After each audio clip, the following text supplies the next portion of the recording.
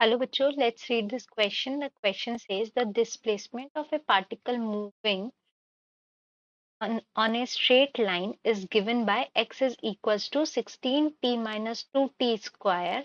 Distance traveled by the particle during the first 2 seconds is s1 and during first 6 seconds is s2. Find 3s2 divided by s1.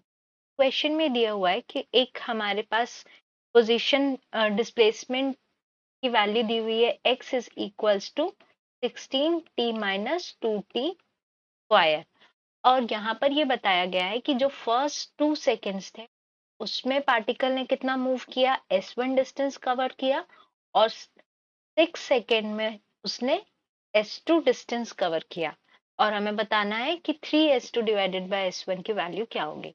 So in this question the key concept used is concept. We will first calculate the velocity at the instant it becomes 0. हम वो point of time निकालेंगे जिस point पे हमारी velocity 0 हो रही है, क्योंकि उससे हमें ये पता चलेगा कि हमारा जो पार्टिकल मूव कर रहा है वो किसी पर्टिकुलर टाइम पे अगर 0 हो रही है वेलोसिटी, उसके बाद फिर वो एक्सेलरेट हो रहा है या रिटार्डेड हो रहा है. मतलब कि हमारी वेलोसिटी का डायरेक्शन अगर इस डायरेक्शन में है तो वो उसका डायरेक्शन चेंज हो रहा है या नहीं हो रहा है. तो we know that velocity is equals to dx by dt. That means it is the derivative of displacement upon time. तो अगर हम यहाँ पर वेलोसिटी सबसे पहले हम कैलकुलेट करेंगे तो velocity is given is equals to dx by dt और x हमारा दिया हुआ है 16t minus 2t स्क्वायर. हम इसको टाइम के रिस्पेक्ट में डिफरेंशिएट करेंगे तो we will get 16 minus 4t. Now equating velocity equals to 0. So we will get 16 minus 4t is equals to 0. यहाँ से हमारा टाइम पीरियड क्या निकलेगा t is equals to 4. तो मतलब ये है कि t equals to 4 सेकेंड पे हमारी वेलोसिटी क्या हो रही है 0 हो रही है और उसके बाद फिर उसका डायरेक्शन चेंज हो जाएगा. तो after t second after t equals to 4 second the velocity becomes negative. Therefore अब अगर हम निकालते हैं the distance traveled in 2 seconds will be equals to, हम यहाँ पे x की वैल्यू में t की वैल्यू में हम लिखेंगे 2 तो वो हो जाएगा 16 multiplied bye 2 minus 4 multiplied by 2 square.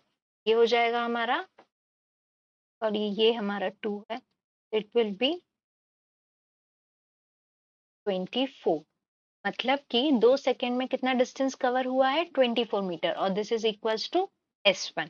Now the distance covered in t equals to 4 second is equals to, हम x equals to 16 multiplied by 4 minus 2 multiplied by 4 square. This is equals to 32. तो हमारा 4 second में कितना distance cover हुआ था 32. अगर इसको हम एक स्ट्रेट लाइन के थ्रू डिनोट करते हैं तो हमने, ये स्ट्रेट लाइन मोशन है, t इक्वल्स टू 2 सेकेंड पे उसने कितना कवर किया था 24 और t इक्वल्स टू 4 सेकेंड में उसने कवर किया था 32 डिस्टेंस. अब अगर t इक्वल्स टू 4 पे हमारी वेलोसिटी नेगेटिव हो रही है, इसका मतलब ये हो रहा है कि हमारा डायरेक्शन ऑफ पोजीशन मतलब या डायरेक्शन ऑफ डिस्प्लेसमेंट हमारा चेंज हो जाएगा.